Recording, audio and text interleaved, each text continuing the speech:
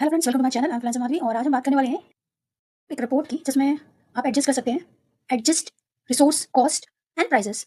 तो इस रिपोर्ट को रन करने के लिए या तो आप इसका बुकमार्क बना लीजिए या फिर आप सर्च कर लीजिए एडजस्ट रिसोर्स, तो मिल जाएगा आपको एडजस्ट रिसोर्स कॉस्ट प्राइसेस। ठीक है, अब जब आप इसको सर्च करेंगे आपको क्या करना है, अगर आपको बुकमार्क बनाना है तो बुकमार्क पे क्लिक कीजिए, बुकमार्क बन जाएगा, स्क्रीन पे आ जाएगा रूल सेंटर पर और इस तरह से आपको मिल जाएगी। तो रिसोर्स, आपकी रिसोर्स मशीनरी हो सकती है, आपका रिसोर्स आपके एम्प्लॉइज को जिसको जिसको आपने रिसोर्स बनाया होगा वो सारे हो सकते हैं। तो रिसोर्स का सेटअप चला के आपने जिस चीज को एज अ रिसोर्स लिया होगा, मशीनरी और पर्सन्स, वो सारे आपके रिसोर्सेज होंगे। तो उनके लिए जो आपने पर यूनिट कॉस्ट रखा होगा वो पर यूनिट कॉस्ट आप अपडेट कर सकते हैं। जैसे आप आइटम कॉस्ट अपडेट करते हैं तो आइटम कॉस्ट, आइटम एंट्रीज का बैच प्रोग्राम और कॉस्ट एडजस्ट वाला, और इसके अलावा जो अदर आइटम एडजस्ट प्राइस वाला जो है वो चला के जब आप एडजस्ट करते हैं, सेम वैसे ही एडजस्ट कॉस्ट प्राइसेस रिसोर्स के लिए। तो अब इसमें देखो आपके पास फील्ड है adjust field specifies the type of cost और प्राइस टू बी एडजस्टेड। तो आप इसमें देख सकते हो आपको कैसे एडजस्ट करना है, डायरेक्ट यूनिट कॉस्ट, इनडायरेक्ट, जो डायरेक्ट नहीं है वो इनडायरेक्ट। तो डायरेक्ट आपके जो भी कनेक्टेड है आप सोर्सेस, वो यूनिट कॉस्ट से रिलेटेड, पर यूनिट कॉस्ट से रिलेटेड, वो पर पर्सन पर मशीनरी वो आप चेक कर सकते हो, इनडायरेक्ट चेक कर सकते हो।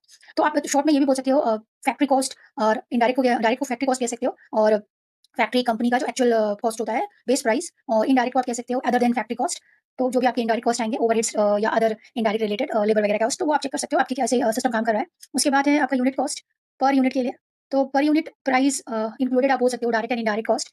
ठीक है, क्योंकि डायरेक्ट आपका अलग है, इनडायरेक्ट अलग है और यूनिट कॉस्ट अलग है, तो आप इंक्लूड कर दो direct and indirect cost equal to unit cost. तो आपका कॉस्ट आ जाएगा पर यूनिट का। फिर प्रॉफिट परसेंट जो भी मार्जिन आपने डिसाइड किया होगा, जैसे आप आइटम कार्ड रहता है वैसे रिसोर्स कार्ड भी रहता है। यूनिट प्राइस सबसे लास्ट में है, क्योंकि यूनिट प्राइस इन द सम है, प्रॉफिट मार्जिन ऐड करने के बाद यूनिट कॉस्ट में जो बन रहा है वो यूनिट प्राइस है। तो अगर किसी सिंगल रिसोर्स पे चलाना है, वो पर्सन जिसको आपने एज अ रिसोर्स यूज किया है कार्ड में, वो आप चला सकते हो। ठीक है, और अगर आपने ग्रुप बना रखा है तो आपने आप ग्रुप कर सकते हो कि मैंने हार्डवेयर एंड सॉफ्टवेयर का ग्रुप बना रखा है, इसमें मल्टीपल रिसोर्सेस असाइन है ग्रुप में, तो आप ग्रुप वाइज भी कोई एक सिलेक्ट करके रन कर सकते हो। और अगर आपको ऐसा नहीं करना है तो उसे ब्लैंक रहने दो। और अगर मल्टीपल लेने हैं यहाँ पे तो pi sign, straight line sign use कर लो एक के बाद एक।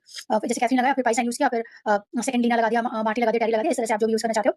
और ये कैथरीन, लीना, मार्टी, टैरी, ये तो आपके सारे क्या हो जाएंगे, ये आपके रिसोर्स है। और ये जो लिफ्ट फॉर फर्नीचर है, ये आपका मशीनरी रिसोर्स है। तो पर्सन रिसोर्स और मशीनरी रिसोर्स जैसा आपको चलाना है आप वैसा फिल्टर लगा सकते हो, एक साथ भी चला सकते हो। अगर अभी मैं कुछ नहीं लूंगी फिल्टर वैसे रन कर दूंगी तो सब पे चल जाएगा। तो आप इसके बाद टोटल वाइज फिल्टर भी है, डेट फिल्टर लगाना है, चार्जेबल फिल्टर लगाना है, क्योंकि बहुत सारे रिसोर्स नॉट चार्जेबल भी होते हैं अगर एम्प्लॉय के रूप में पे कर रहे हो। तो रिसोर्स के रूप में उनके एक्स्ट्रा स्किल या स्पेशल स्पेसिफिकेशन या एक्स्ट्राऑर्डिनरी स्किल्स या प्रोजेक्ट के लिए जो स्किल्स चाहिए उसके लिए अगर आप चार्जेबल रखते हो तो चार्जेबल हो, नॉट चार्जेबल है तो नॉट चार्जेबल, यानी ब्लैंक रख सकते हो, जरूरी नहीं है।